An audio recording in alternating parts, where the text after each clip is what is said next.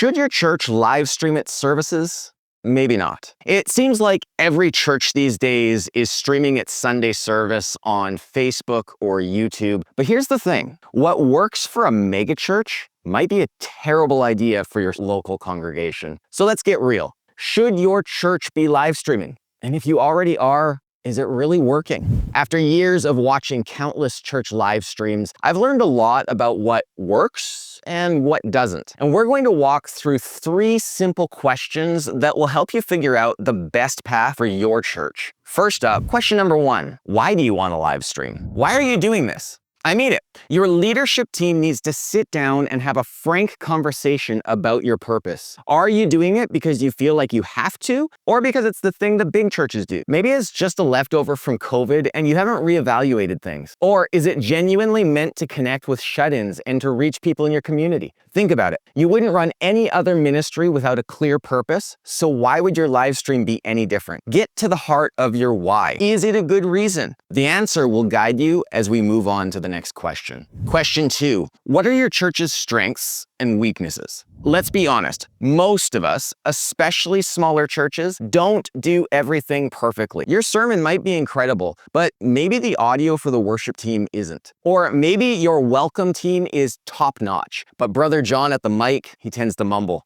This is a moment for radical honesty. Grab a piece of paper and make 3 columns. Great, average, and poor. And then list out every part of your service, the preaching, the music, the announcements, the tech, the overall flow, everything. If your poor column is full of things like awkward tech issues or fumbling announcements, ask yourself, do you really want to put that online as the first impression for potential visitors? The answer, by the way, should be a hard no. Now, all isn't lost here. After all, we can improve some of these areas, and honestly, I want to help you. If you've got some weaknesses in your services that you'd like me to make a video about, drop them in the comments after you finish this video. I truly believe that we can make strides to take our church's worst attributes and move them at least a notch or 2 further towards good. Now, at this point, you know why you want to live stream, and you may be starting to get a picture of what you want to live stream. So what's next? Question 3, how do you want it to look and sound? Now, this is where we get into the nuts and bolts.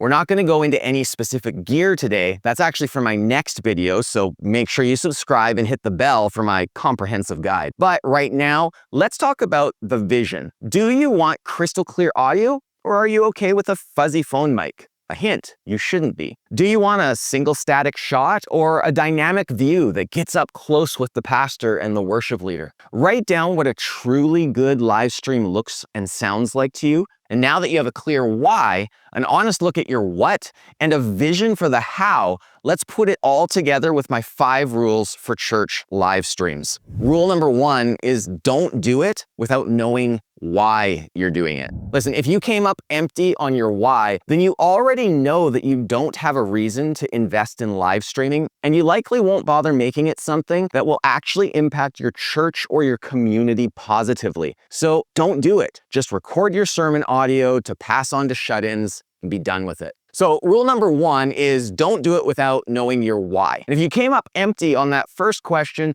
you already know that you have no good reason to invest in a live stream.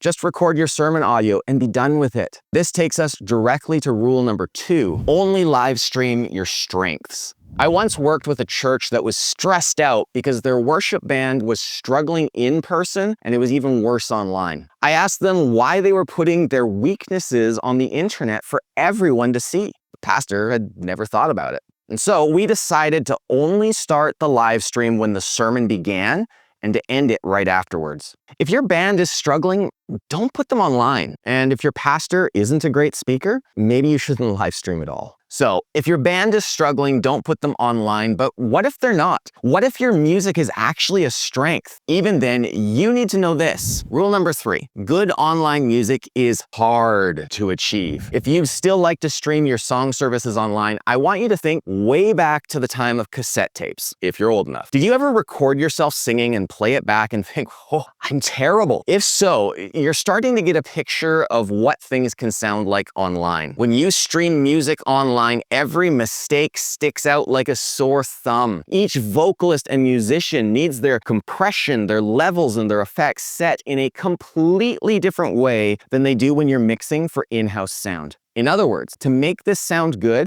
you'll either need to try capturing the ambient sound with a really good, really well-placed microphone, or you need to output each individual channel separately to another sound mixer or digital audio workstation. And if that sounds like a lot, it is. If it sounds expensive, it can be, especially for small budget-constrained churches. But if you're not willing to put in the work, or you don't have the finances or the tech team to pull it off, again, just live stream the service, if you live stream at all. So you've got the sound figured out. That's a huge step. But before you hit go live, you need to know about rule number 4, and that is streaming has legal requirements. To legally stream your song service, you'll need a church streaming license. You'll also need to be aware that you can't use original copyrighted music in your stream.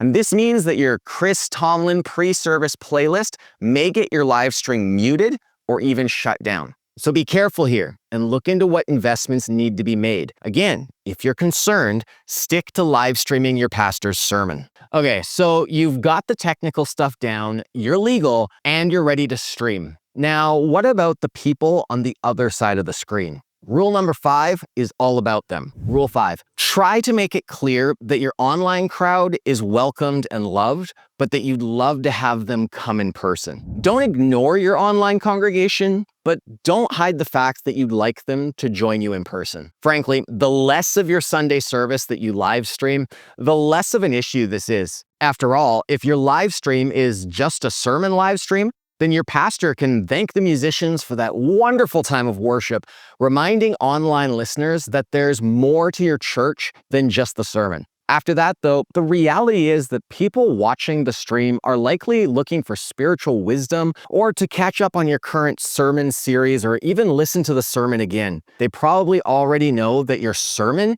isn't the entire worship experience. So, what's the right answer for your church? While every situation is different, here's the advice I give to most churches, especially smaller ones. If you decide to live stream, just stream the sermon. Even better, simply record the sermon and post it later. You'll avoid all the headaches that a live broadcast can bring. And now, I want to hear from you. After going through these questions, what decision did you come to for your church? Let me know in the comments below.